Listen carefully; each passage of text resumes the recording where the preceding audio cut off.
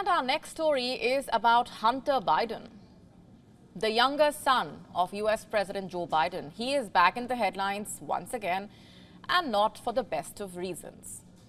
On Wednesday, Republicans on the House Oversight Committee released another report on Hunter's shenanigans. The report criticized him and the entire Biden family for their alleged corrupt business dealings. And the White House does not agree with this assertion. They say the report is a political hatch job that offers no proof about Joe Biden's involvement. We'll get to that in just a bit and discuss it. But first, what are the allegations?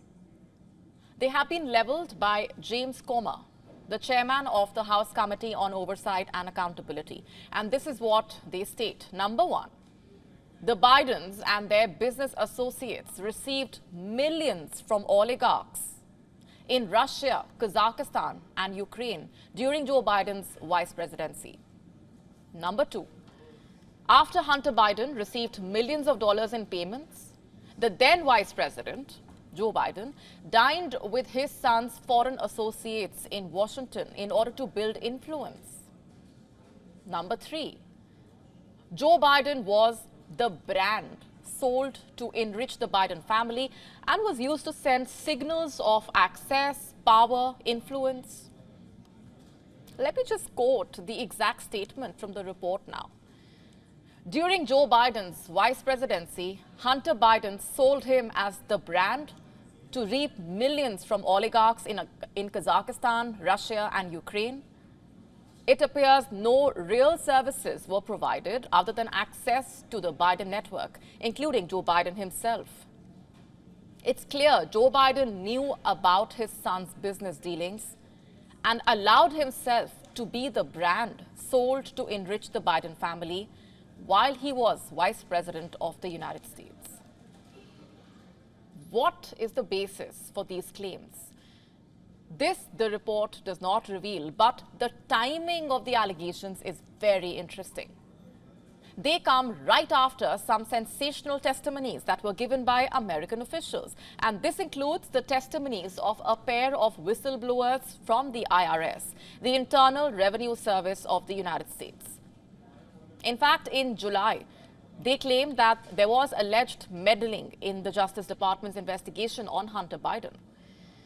One of them was Special Agent Joseph Ziegler, a 13-year veteran of the IRS. And this is what he told the American media.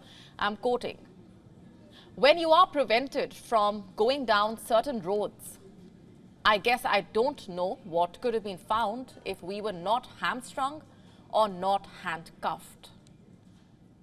This was the first whistleblower. The second whistleblower's name is Gary Shapley. In the month of July, he also testified before the House Oversight Committee, claiming that the investigation into the Hunter Biden case was very different from any other case he had seen in his 14 years at the IRS. Listen to this now. Based on my experience, I'm here to tell you that the Delaware U.S. Attorney's Office and Department of Justice handling the Hunter Biden tax investigation was very different from any other case in my 14 years at the IRS. At every stage, decisions were made that benefited the subject of this investigation. For example, prosecutors concealed contents of Hunter Biden's laptop from investigators. DOJ slow-walked steps to include interviews, serving document requests, and executing search warrants. Warrants that were ready as early as April of 2020, but were delayed until after the November 2020 election and never pursued. A month on, these allegations have been compiled in a report against the Biden family. The Democrats are calling it a smear campaign, an effort by the Republicans to smear Joe Biden without any evidence or information suggesting wrongdoing, they say. And a fierce political battle naturally has followed. A war over narratives is waging online as well. We haven't heard the last of this story. WION now available in your country. Download the app now. Get all the updates on the move.